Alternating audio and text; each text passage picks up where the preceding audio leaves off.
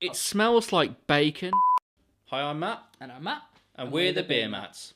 Beer Mats, beer Mats, beer Mats, beer Mats, beer Mats, beer. On this episode, we have finished our Oktoberfest Fest Beers Marzens, and we've moved on to again, I apologise, I butchered the pronunciation, a Rauchbier. Rauchbier. Smoked beer. So this is going to be interesting for me because I really like my light kind of sweet beers. So whenever I've drank with you, anything on draft, it's typically a light lager, a pilsner, or a cider even. So you're not one typically for a heavy drink, if you see where I'm coming from. Yeah, whereas I see that you'll probably like this because a lot of times that I drink with you, you like your Guinness, and sometimes, your darker ales. So quite contrasting, and the scores so far have been very high. So I mean, I might still enjoy this beer. Who knows? It's something new for me. And I think it's good for the channel that we're showing that we will try things that are outside, let's say, our comfort zone. I'm not sure if I'm going to like this. This is Schlenkerla. Schlenkerla.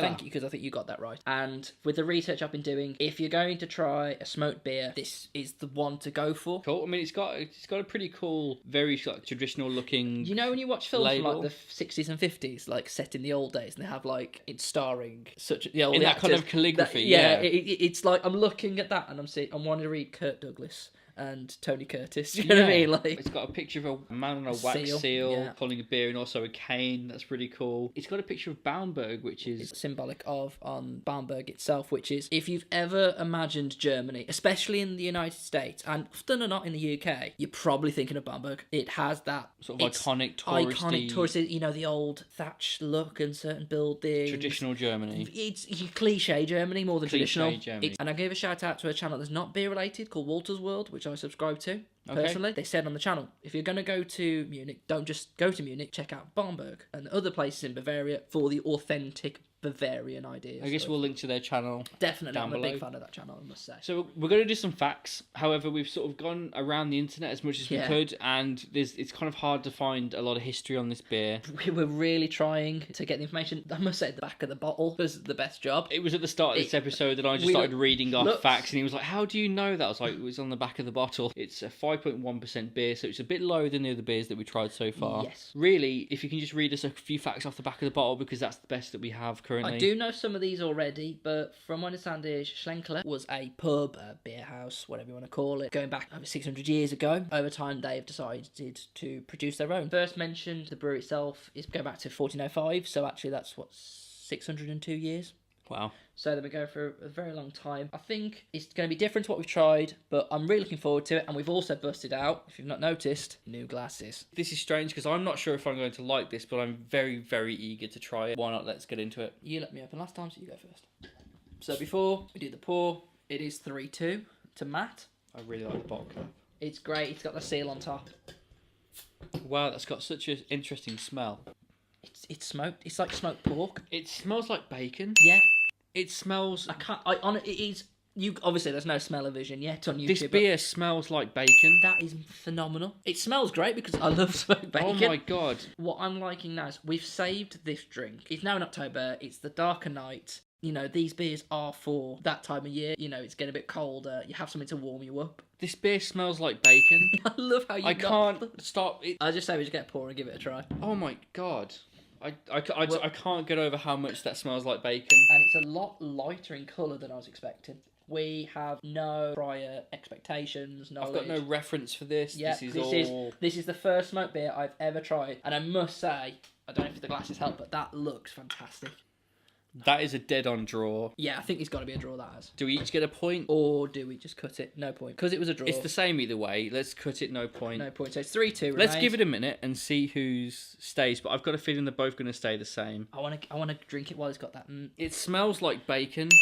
You've said. A thing to point out is, until the introduction of Pilsner, from Pilsen, Pilsner Urquell, German beers were dark beers. They're your Dunkels, your Bocks, Alt beers, etc. So this really does follow in that vein. From what I understand, though, it's quite an alternative beer. It's not particularly well sought after. It's different. And I think, especially if you're drinking that and you can smell smoked bacon. It smells like bacon. I just want to get it closer because it's unlike the... Yeah, definitely get closer on that. There's no like bubbles. There's no carbonation that you can visibly sort of see throughout the beer. Do you want it?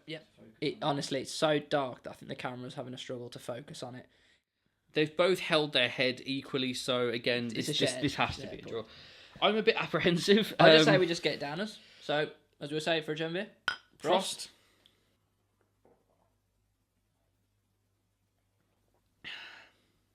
That's so strange. It's so smoky. Now on the website, what they said was, after the first one, don't make your mind up. Just keep going with it, finish it, and then decide if you like it. And I think, because I'm not going to lie, the first sip,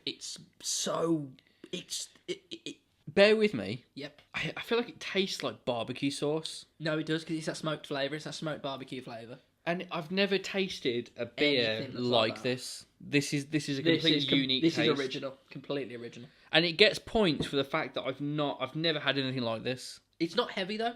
You know when it goes down, you expect it to be... I thought it was going to be a lot heavier than I thought it was going to be quite like a stout. Wow. But it's not. It's got the same consistency as a pint of... A pale ale consistency. I can't compare it to anything. It's smooth. It's very smooth and it goes down.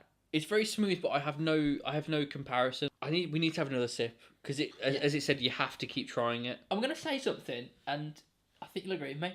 It's like looking at Pepsi or Coke or Cola. If there was less of a head on it, obviously. The colour is exactly, in my opinion, like a cola. And for the fact that it doesn't appear carbonated, yeah, it was a lot more fizzy. It was a lot more gassy than there was a lot more life to it, yeah. Like, I wouldn't say it's an overly gassy beer. I almost expected it to be a little bit flat when I took that first sip, but it just wasn't. No, it wasn't. It's one of the most flavoursome beers I've ever tried. It's like my brain was trying to process, what have I just tasted? Yeah, when they say smoked beer, it's smoky. It is so smoky. Even from here, I can smell it. Like, you don't need to get near it. It smells like bacon.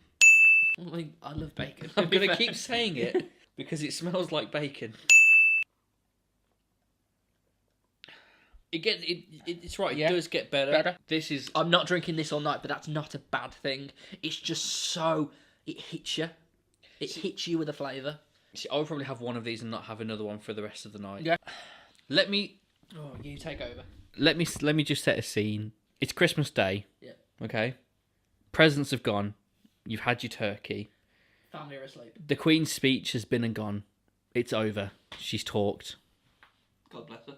God bless her. God bless Mum. God bless Mum. It's gone dark, as it does in sort of Christmas Day around 4 o'clock. Yeah. Yeah, which I love. I don't know. The Great Escape has been on the TV. Indiana Jones has been and gone. Your dad is snoring in the corner. He's on the sofa. He's gone. And you're just sat there in one of the armchairs. Watching Die Hard. Watching Die Hard, or Titanic, or EastEnders. One of the things that's on in the UK on Christmas Day. A Christmas thing, yeah. And you just crack one of these open. Yeah. And...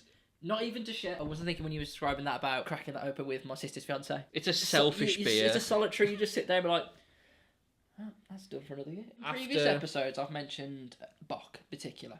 It's not a refreshing drink, which on the previous episode I said what I love about beer. It's like when you drink a whiskey. It doesn't go down as heavy or as warm as a whiskey, but it's that kind of that's been in the fridge. That's a cold drink, but I don't feel cold down my esophagus. No, I don't. Yeah, we've kept these chilled for a while, and I don't feel cold. No. I think we need a third sip. Really, this is the longest we've taken to drink a beer. So every episode we discuss: would you buy this beer? So I'm going to ask Matt, would you buy this beer again? I'm glad you're asking me. I don't know who else you're asking. Man out the window. Would you buy this beer? Take your shirts off, guys. No, Steve, no. But would I buy this beer? Yes, but I wouldn't buy it regularly. If I just list off my points and then I'm gonna defend them. Would I buy it regularly? No. Would I go around telling everyone to try it? No. But would I recommend it? Yeah. It's one of those things, it's like, try it, you've got to try it. I couldn't drink a lot of them. The flavour is so strong. It's something that you have one, maybe two. Okay. And you leave it there. But I would recommend people buy it, but I wouldn't keep going back to it. I would say that if you were walking around a supermarket and you saw a shelf full of this, I would say pick up one bottle. Just try it. Just try once. If you like it, keep buying it. Personally, now that I've tried this once, and I'm very happy that I've tried it, if I saw this, I wouldn't buy this again. Fair enough. I just want to sort of layer that with, it's obviously very good quality beer. Yes, great quality. The flavours in this beer are insane, and they will match to people. So this isn't a slight on this beer at all. It's just not the beer for me. Which is what I expected. This was one of the beers I thought, not for Matt, but we wanted to give it a try. Would you say you dislike it though? No, I wouldn't say I dislike it. That's what I want to say. That no, it's not bad. It's a weird acquired taste. It's a fine line between I dislike it and I would drink this again. It's hard to explain. I don't dislike it. I don't have any ill will towards this beer. I don't know about you, but Is this the one beer you want everyone to try so far? Like, you've got to try this beer. In a sense, I'm going to finish with, yes, try this beer, buy this beer. Because I want people to just try this once. Maybe more. If you like it, definitely buy it more. But I mean, I want people to understand what we've... It smells like bacon. If he's not mentioned already. It smells like bacon. Honestly, it really does. And I think that was probably a selling feature for us. It smells like bacon. Well, but I think you've hit the nail on the head, though. That it smells like bacon? It's a well-made beer. It's a very well-made beer. That leads us on to ratings, and this is going to be difficult. I'll let you go first. I'm finding this hard, but I am going to give this, and I'm going to explain it with some of the points that I mentioned before. I'm actually going to give it a 5. In my mind, this is all personal preference. Anything below a 5, I just don't like, and then 5 to 10, you would drink. Yeah, I would drink if somebody offered me this for free. If for argument's sake, if you went to someone's house and they were like, "Oh, I've got a bottle of this," would you drink that? And you wouldn't turn it down. Yeah, exactly. It might have got a 4.5, but it smells like bacon. This episode was brought to you by Danish Bacon. Bacon. Kevin. No, this episode was brought to you by Kevin Bacon. Why didn't I think of that first? My score. This is gonna sound bizarre.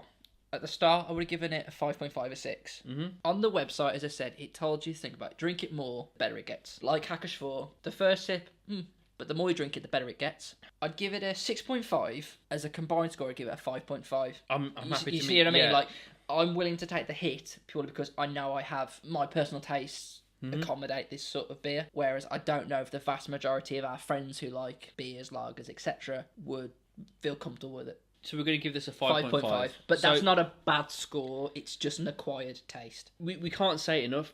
Try this beer, buy this beer, support this brewery if you can. It smells fantastic. It smells like bacon. What else is there to do, really? That's the episode. Yeah, I think that's everything. So we hope you enjoyed the episode. Please watch, share, subscribe, and enjoy. All that good stuff. And we will see you soon. Thank you very much. Prost.